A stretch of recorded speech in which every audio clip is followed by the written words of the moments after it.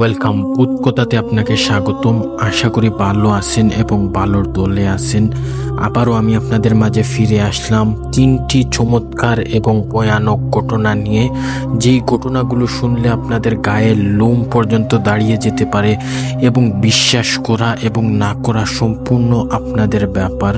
এই তিনটি ঘটনা আমি অনেক কষ্ট করে সংগ্রহ করেছি এবং আশা করি আপনারা আমার সম্পূর্ণ ভিডিওটা মনোযোগ সহকারে শুনুন এবং জানুন যে কোন ঘটনাগুলো আমি আপনাদের মাঝে নিয়ে আসতেছি এবং উপস্থাপনা করতেছি। সেই হিসাবে আপনারা সব কিছু জানতে পারবেন এবং বুঝতে পারবেন। বেশি কথা না বাড়িয়ে চলুন মূল ঘটনাগুলোতে যাওয়া যাক। এবং কিন্তু তার আগে আপনি যদি এই ভূত কথার এখনই সদস্য না হয়ে থাকেন তাহলে একটি সাবস্ক্রাইব করুন এবং ভিডিওটা ভালো লাগলে একটি লাইক দিতে ভুলবেন না। তাহলে চলুন ঘটনাটি শুরু করা যাক। বেশ কিছুদিন আগের ঘটনা। বাসায় আমি একা। ওই দিন আমার দাদির বড় ভাই শামসু তিনি ওই দিন অসুস্থ থাকায় বাড়িতে সবাই তাকে দেখতে চলে গেছেন। সকাল কেটে গেল, দুপুরে নিজের মতন গুছালু করে খাওয়া দাওয়া করে ঘুম দিলাম। উঠতে উঠতে সন্ধ্যা নেমে এলো। ওইদিকে মোবাইলটাও বন্ধ করে রেখেছিলাম যাতে কেউ ফোন দিয়ে বিরক্ত করতে না পারে। তো সন্ধ্যায় উঠে ফোনটা অন করতেই দেখি আম্মু ফোন দিয়েছে। বলছে আজকে ওরা আসতে পারবে না, তুই তোর মতন রাতে খাওয়া দাওয়া করিস। শুনে ভালোই লাগছিল, আবার ভয়ও করছিল। ভালোর কারণটা হলো বন্ধুদের সাথে জমিয়ে আড্ডা দেওয়া যাবে রাতে। ওইদিকে ভয়টা হচ্ছিল রাতে। আমাদের বাড়ির পিছনেই রাস্তা, তার পাশেই নদী, আর নদীর পরেই বাঁশ, বড় বড় রেলটির গাছ আর একটা বড় বড় বট গাছ আছে। বট গাছে প্রায় কিছু না কিছু কোনোদিন মনে হয় কেউ ডাকছে, আবার গাছের মুখ ডালে সাদা কাপড় পরা মনে হয় কেউ বসে পাহারা দিচ্ছে। এমনও দেখা যায় যে অনেক দিন ওইখান থেকে ভয় পেয়েছি। তো একদিন ওই জেলে মাছ ধরার সময় জাল দেওয়ার পর মাছ ধরতে এসে জেলে যা দেখলো তার জন্য প্রস্তুত ছিল না। সবার জন্যই তাকে ধরে না কোনো মরে নিয়ে যাওয়ার জন্য। তখন জেলে কিছু বলতে পারছিল না। পুরাপুরি সুস্থ হওয়ার পর ওই জেলের কাছ থেকে জানা যায় যে ওই বট গাছ থেকে নাকি মাছ ধরে খাচ্ছে। দেখতে ভয়ঙ্কর চেহারা, তারপরে কিছু সে আর জানে না। আবার মাঝে মাঝে বট গাছের পাশ দিয়ে রক্তের ছাপ পাওয়া যেত। সবাই ওই গাছটার নাম শুনলেই ভয় পেত। এগুলো ভাবতে ভাবতে আমি বন্ধুদের খোল দিলাম। সন্ধ্যায় ওরা বলছে, বন্ধু কি করিস? আমি বললাম, কিছু না রে, তোরা কি করিস? এই তো বাসায় মামার দোকানে বসে। আমি বললাম, মা আমাদের বাড়িতে আয়, আজ কেউ নেই বাড়িতে। বন্ধুরা বলল, তাই নাকি? তাহলে আজ জমিয়ে আড্ডা দেওয়া হবে। তখনই আমি সম্মতি দিলাম তাদেরকে। ওরা আমাদের বাড়িতে উদ্দেশ্যে রওনা দিবে। তখন মামার দোকানে দিয়ে বের হওয়ার আগেই মামা বলল, তোরা কোথায় যাচ্ছিস? আমরা বললাম, ওপনগড় বাড়িতে যাচ্ছি। কেউ বলল, না, ওর বাড়িতে আড্ডা দেওয়া যাবে। মামা বলল, যেও না, ওইখানে বটগাছটার কথা মনে আছে? বটগাছের নাম শুনলেই কেমন জানি শরীরে একটা আলাদা অনুভূতি করছি। এবং আমরা অনুপকে কল দিয়ে বললাম যে না, এটা কোনো কাজে আটকে গেছি, তাই আর রাতে আসতে পারবো না। ঠিক তখনই তারা চাওয়ালা মামাকে বলল, যাক মামা, আপনি আমাদেরকে বাঁচালেন। মামা, আজ আপনারা অন্য কোথাও যাবেন না, আজ সবাই তো বাড়ি চলে যান। তখনই অনুপ বলল, সবই ঠিক আছে, কিন্তু হঠাৎ আমার মনে কেমন জানি ভয় হতে থাকে। আমি ওদের আবারও কল দিলাম যে, বন্ধু তোরা আমার বাড়িতে আয়, আমি একাও এখানে বসে আছি। কিন্তু আমি তো আসতে চাই না।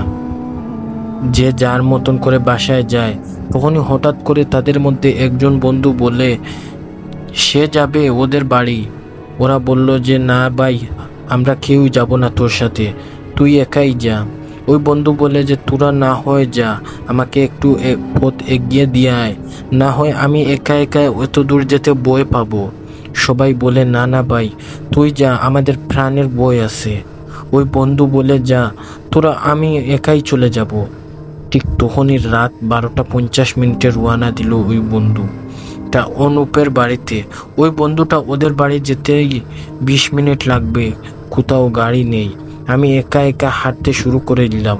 ওদের বাড়ি অনেক পথ এগানোর পর ওদের বাড়ি যেতে মাত্র 5 মিনিট বাকি। কিছু দূর গেলেই ওদের বাড়ি দেখা যাবে। তখনই রাত 1:45 বাজে। আমার অনেক ভয় হতে লাগলো। আমি দেখলাম যেন আমার সামনের দিকে কি যেন একটা গেল। হঠাৎ করে আমি ভয় পেয়ে গেলাম। আমার একা একা হাঁটতে অনেক ভয় লাগছে। কি না কি করার। আমার বন্ধুরা একা, সবাই আমাকে ছেড়ে চলে যেতে পারলো। অনুপ বলল আমি কখনো ফোন দিয়ে, কিন্তু কেউ এখনো আসলো না কেন। আমি আবার কল দেই। কল দিলে ওরা সবাই বাসায় চলে গেছে। একটা বন্ধু আসতে আছে। আমার মনে একটু সাহস হলো। আমি একে একে একটু জল পানি খেয়ে নিচের রুমে চলে আসি। তখনই আমি হঠাৎ দেখলাম জানালার পাশ দিয়ে কে যেন গেল। আমি ডাকতে ডাকতে বাইরে গেলাম। আমি মনে করছি যে আমার বন্ধু এসছে, কিন্তু বাইরে কেউ নেই। ওই বন্ধুটা কখন ধরে হাঁটতে আছে, প্রায় রাত 2টার কাছাকাছি বাজতেছে। দেখতে পেলাম অপুনদের বাড়ি। আমি একা একা ওদের বাড়িতে রাস্তায় হাঁটতে আসি। আর মাত্র 1 থেকে 2 মিনিট লাগবে। ওদের বাড়ি যেতেই আমি তৎক্ষণাৎ দেখতে পেলাম ওদের বাড়ির পিছনে বট গাছটা, ওটায় কে যেন ওখানে বসে। আমি তাড়াতাড়ি করে ওদের বাড়ির সামনে চলে গেলাম। এসেই ডাক দিচ্ছি, অনুপ, এই অনুপ, আমি এসে গেছি, দরজাটা খুল। অনুপ বলল, কেউ এখানে? ওই বন্ধু বলছে। আমি বন্ধু তোর, আমি ওইখানে এসে গেছি, তাড়াতাড়ি দরজাটা খুল। আমি বললাম, কে বন্ধু, তুই এসে গেছিস? বন্ধু বলে, আমি দরজা খুলে দিলাম। বন্ধু বলে, তাড়াতাড়ি দরজা আটকা। আমি বেশি চিন্তা না করে দরজাটা আটকে দেই। ওই বন্ধু বলে, আমি তোদের ওই বটগাছটায় একজন লোককে বসতে দেখেছি। এই মাত্র আসার সময় বন্ধু, ওরা কেউ আসতে চায়নি। এই কারণে আমি বললাম, জানি আমি, কিন্তু ওই আমার সবচেয়ে ভালো বন্ধু, তুই আসবি আমি জানতাম, তাই আমি আর চিন্তা না করি। এখন তুই বন্ধু শু, যত সময় আমি না বলবো আমাদের দরজা খুলবি না, সমস্যা আছে। তুই তোর বাড়ির কল দিয়ে বল তুই আমাদের বাড়ি। আমি বেশি দেরি না করে বাড়িতে কল দিলাম। দিয়েই বললাম, আমি অনুপদের বাড়িতে থাকতে এসেছি।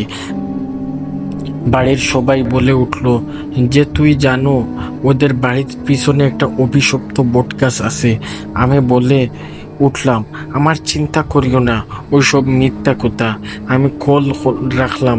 অনুপকে বললাম, চল ঘুমাতে চল। তারপর আমি ওদের বাড়িতে রাতে কোনোভাবে খাওয়া দাওয়া শেষ করেই ঘুমিয়ে পড়লাম। কিন্তু মাঝরাতে কি যেন ছাদে ওদের বাড়ির কিছু টানার আওয়াজ। সারা রাত কে যেন টানতাছে, কি যেন মনে হচ্ছে মাটির ঢেউ ছুটতাছে। আমি অনুপকে জাগিয়ে তোলার চেষ্টা করলাম, কিন্তু আমি দেখলাম অনুপ গভীর ঘুমে ঘুমাচ্ছে। অনুপকে ডাক দিতেও যে আমি ব্যর্থ হলাম। কেন জানি আমার মনের ভিতরে একটু ভয় লাগতেছে। এটা কি সেই অনুপ যে কিনা আমাদের বন্ধু? কে যেন মাটির উপরে, ছাদের উপরে মানুষের মতন হাঁটতেছে। আমি অনুপকে এক পর্যায়ে সাহস করেই অনুপকে ডাক দিলাম রাতে, এই অনুপ, উঠ না, এই অনুপ। অনুপ কোনো কথাই শুনতেছে না। আমি অনুপকে কি যেন বলবো, আমার যে ভীষণ ভয় হচ্ছে, এদিকে আমার যেন ঘুমও লাগতেছে না। ঠিক তখনই অনুপ জেগে উঠলো হঠাৎ। আমাকে বলল, কি হয়েছে বন্ধু, এত রাতে ওইখানে বসে আছিস কেন? আমি বললাম, আমার ভীষণ ভয় হচ্ছে। ওই ছাদে কে যেন বাড়ি কিছুর আওয়াজ দিতাছে। বন্ধু, এই আওয়াজ শুনে আমার ঘুম আসছে না। অনুপ বলল, এটা আমাদের প্রতিদিনকেরই ঘটনা। তুই এখানে তাড়াতাড়ি শুয়ে পড়, এবং তুই এমনভাবে আয়াতুল কুরসিটা পড়েই সেখানে শুয়ে পড়। দেখবি আস্তে আস্তে তোর ঘুম আইসা যাবে এবং সব ঠিক হয়ে যাবে। আমার বন্ধু অনুপের কথা মতোই আমি তাই করলাম। আমি আয়াতুল কুরসি পড়েই সেখানে ঘুমিয়ে পড়লাম। কিন্তু আমার তো ঘুম আসছে না। আমি হঠাৎ দেখলাম ওদের ব্যালকনিতে কি যেন ওইখানে হাঁটাহাঁটি শুরু করছে। ওদের হাঁটাহাঁটি এমনভাবে ভয়ঙ্কর, যেন মনে হচ্ছে যে কোনো উঁচু উঁচু শিয়াল কিংবা গরুর পায়ের শব্দের মতন হাঁটতেছে। কিন্তু 2 পা দিয়ে হাঁটলে যেন কেমন জানি শব্দ করে, কিন্তু সেখানে 2 পা নয়, সেখানে 4 পাওয়ালা কোনো যন্ত্র সেখানে হাঁটতেছে। আমি আবারও ভয় পেয়ে গেলাম। আমি অনুপকে বললাম, অনুপ দেখ না, সেখানে কে যেন হাঁটতাছে তোদের বারান্দায়। অনুপ বলল, না রে, ওখানে কিছু বলিস না। ঠিক তখনই রাত প্রায় 2:45 মতন বাজে। তখনই তাদেরকে বললাম যে না না বন্ধু, আমি তোদের বাড়িতে আর থাকবো না। আমি যে করেই হোক তুই বাড়িতে চলে আস। আমি বাড়িতে আমার চলে যাব, কিংবা আমি তোদের এখানে থাকবো না। আমার বন্ধু বলল, পাগল হয়েছিস? রাত বাজে 2টা, তুই এখানে তোর বাড়ি যাবি কি করে? আমি বললাম, তাহলে আমার বন্ধু অনুপ বলল, কোনোভাবেই সকালটা পেরিয়ে নে, ফজরের আজান হলেই তুই রওনা দিবে তোর বাড়ির দিকে। ঠিক তখনই আমার বন্ধুর অনুপের কথায় আমি কোনোভাবেই রাতে বয়ে বয়ে রাতটা পার করলাম। কিন্তু রাতের কথা আমার ভীষণ মনে পড়ছে। হঠাৎ শুনতে পেলাম, আমি একটা ঘুম দিলাম, হঠাৎ শুনতে পেলাম ফজরের আজান। ফজরের আজানটা শুনে আমি একটা স্বস্তির নিঃশ্বাস ছাড়লাম, যেন এই বুঝি আমি আকাশের চাঁদটা হাতে পেয়েছি। কেননা ফজরের আজান যখন হয়েছিল, আমি তখনই আর কিছুর আওয়াজ শুনতে পাইনি। হঠাৎ পাখির কিচিরমিচির আওয়াজে আমার ঘুমটা ভেঙে গেল। আমি তাড়াতাড়ি করে বন্ধু অনুপের কাছ থেকে বিদায় নিয়ে আমি আমার বাড়িতে চলে আসলাম। ওই দিনের পর থেকেই আমি বন্ধু অনুপকে কল করতাম মাঝে মাঝে, কিন্তু ওদের বাড়িতে আর কখনো আমি থাকতে যেতাম না। এবং আমি সেই দিন রাতে অনেক বেশি ভয় পেয়ে গেছিলাম, এবং কি জানি কি হয়ে গিয়েছিল। বন্ধুরা, এই ছিল আজকের প্রথম ঘটনা। আসুন দ্বিতীয় ঘটনায় ফিরে যাওয়া যাক। কয়েক মাস আগের কথা।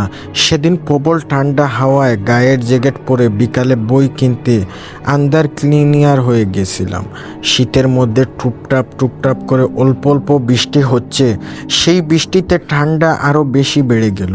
কিছুটা হাড় কাঁপা নিয়ে বই কিনা শেষ করলাম।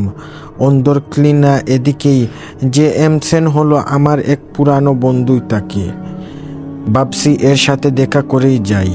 এ আবার গড় থেকে বের হতে চাচ্ছি না, কারণ তখন প্রবল অনেক শীত। আমার কোথায় হার মেনে ওকে গড় থেকে বের করে নিয়েই আসলাম। ঠান্ডা ভাব দূর করার জন্য চা খেয়ে কিছুক্ষণ চায়ের দোকানে আড্ডা দিলাম। নানান রকম কথা বলছি মনটাকে ভালো করার জন্য। তবে চায়ের দোকানে আড্ডা ভালো না জমলে গেলাম ডিসি হলো। এ বেশ নিরিবিলি জায়গা। দেখলাম কয়েকটা জুটি বেশ আড্ডাই দিচ্ছে। কেউ কেউ মোবাইল নিয়ে কথা বলছে। দেখে যা মনে হলো তা স্বাভাবিক কথা নয়, প্রেম করছে মুঠোফোনে। এসব দেখে মনটা বেশ অন্যরকম ফুরফুরাই হয়ে গেল। কি আজব পরিবেশ!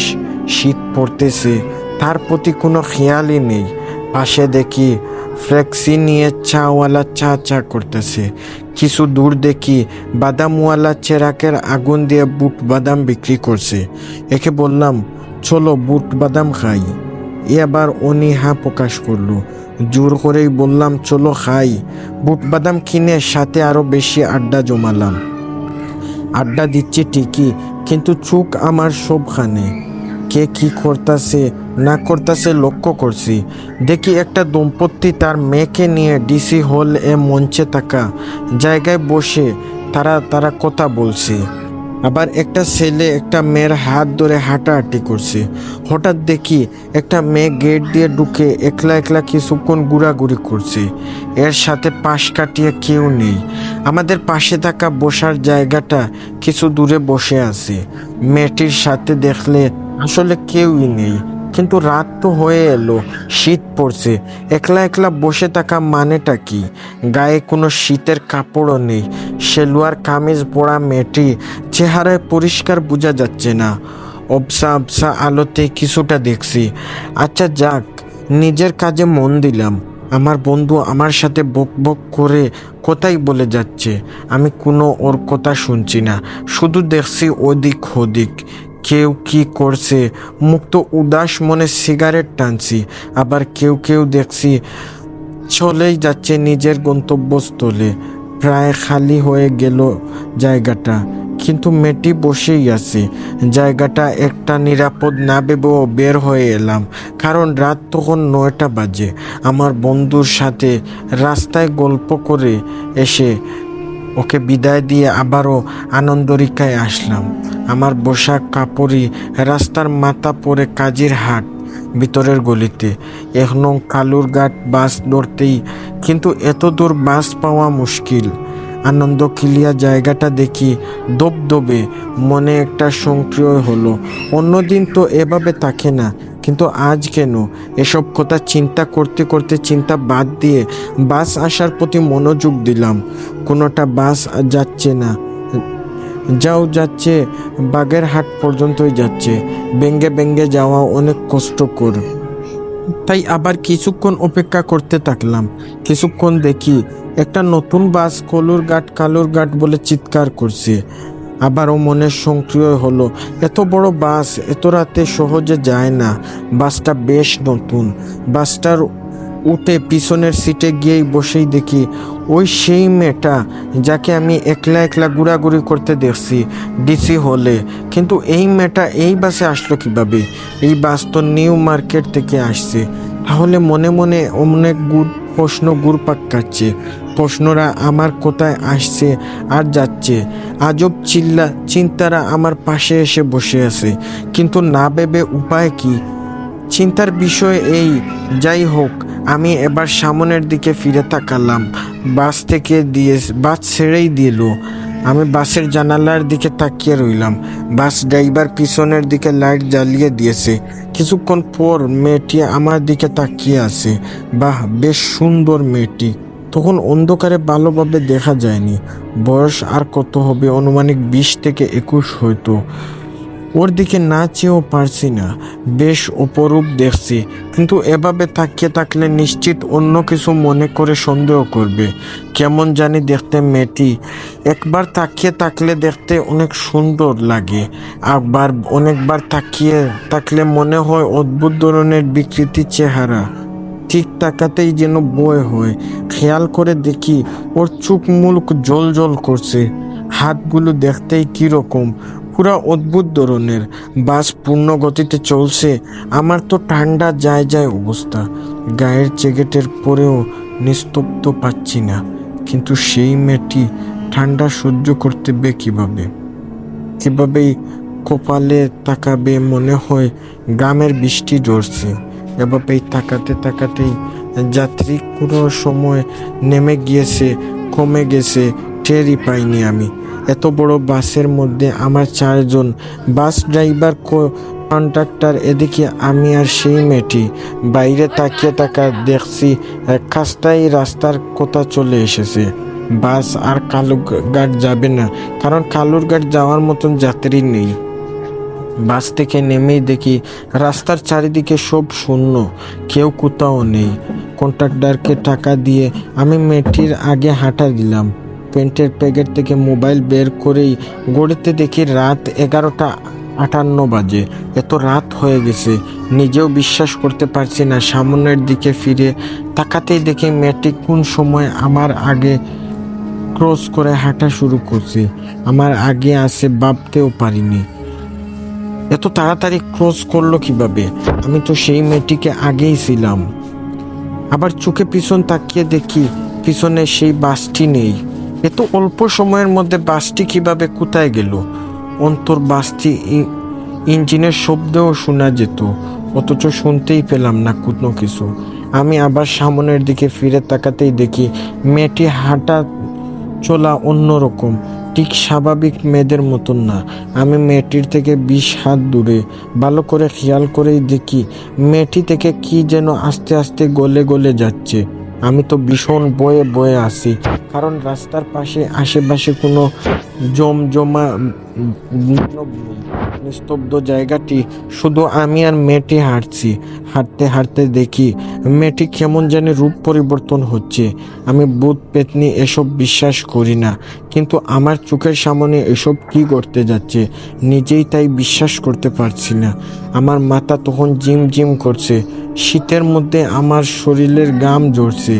নিজেকে নিয়ন্ত্রণ করতে পারছি না, কারণ আমার আর এক হাত বইয়ের বোঝা। হঠাৎ চোখের পলকে দেখি মেয়েটি নেই। উদাও হয়ে গেল মেয়েটি। আমি আর হাঁটতে না পেরে চোখ মুখে অন্ধকার হয়ে গেছি।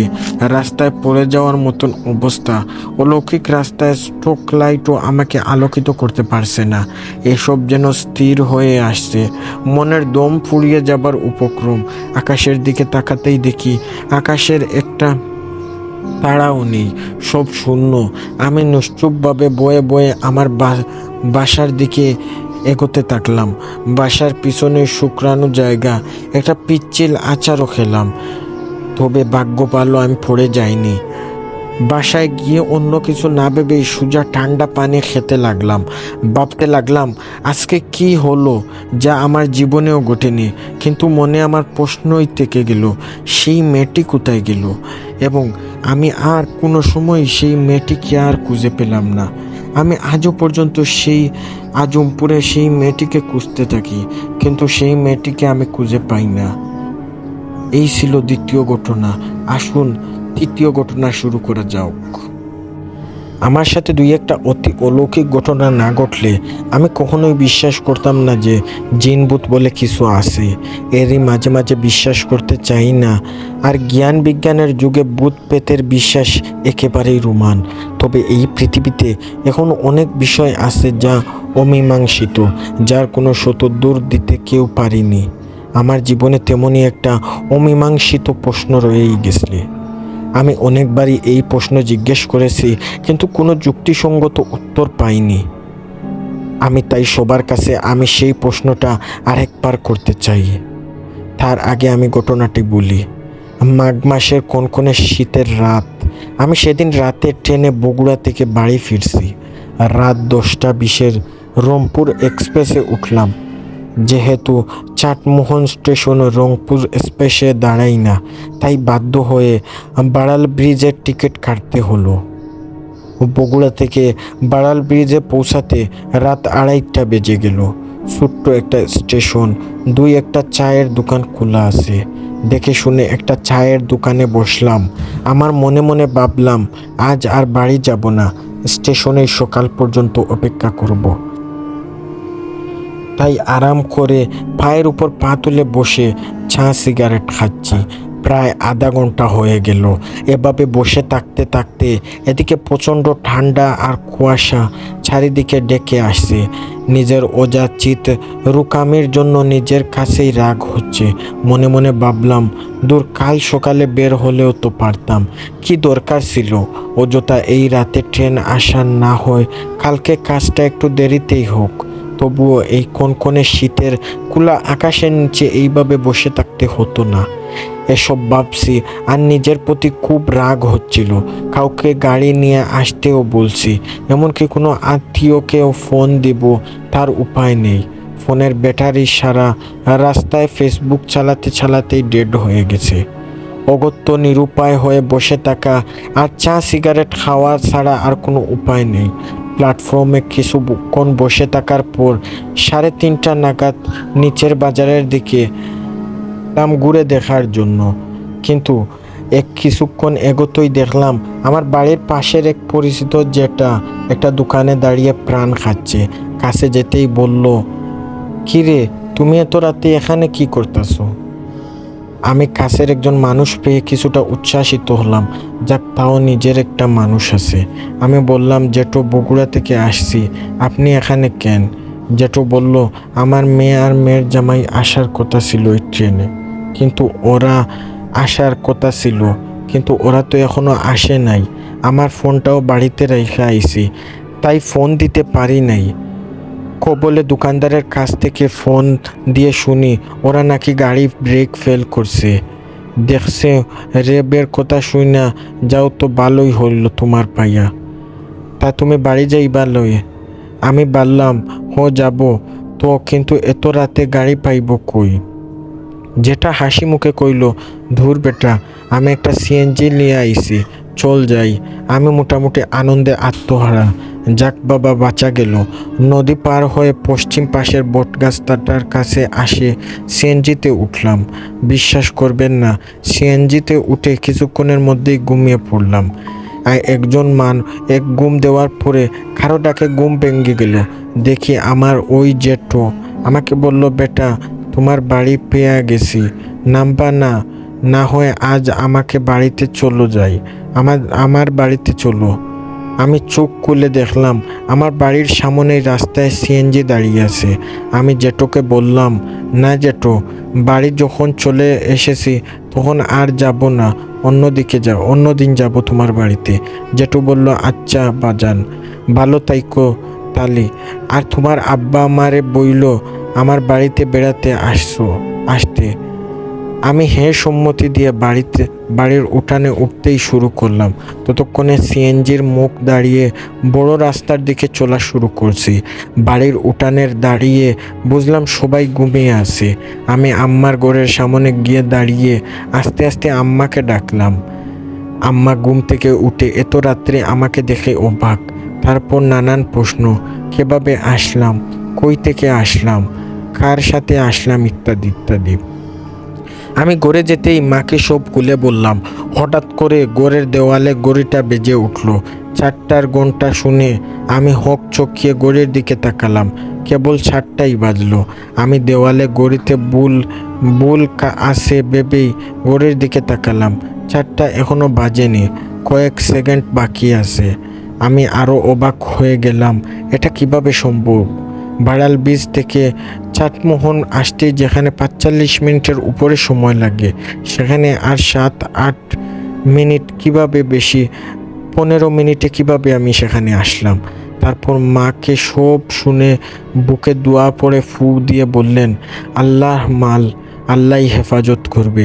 তখন একটু অবাক হয়েছিলাম বটে, কিন্তু যখন শুনলাম আমি যে জেঠের সাথে এতটা পথ এসেছি তিনি গত 5 দিন আগেই মারা গেছেন, তখন ক্ষুব্ধ হয়ে গেলাম। তিনি 5 দিন আগে মারা গেছেন, তাহলে সেই জেঠ কিভাবে ফিরে আসলো আমার সাথে? কিন্তু কিভাবে আমি এত অল্প সময়ে এত পথ এলাম? আর একজন মৃত মানুষ আমাকে কেন সাহায্য করলো? তা আজও আমার কাছে অমীমাংসিত জিজ্ঞাসা। কিন্তু এর কোনো সদুত্তর জানা থাকলে অবশ্যই জানাবেন, কৃতিত্ব থাকব। এই বলে তিনি তার ঘটনাটি শেষ করলেন। বন্ধুরা, এই ছিল আজকের ভিডিও যদি ভালো লাগে তাহলে লাইক, কমেন্ট, শেয়ার এবং সাবস্ক্রাইব করবেন।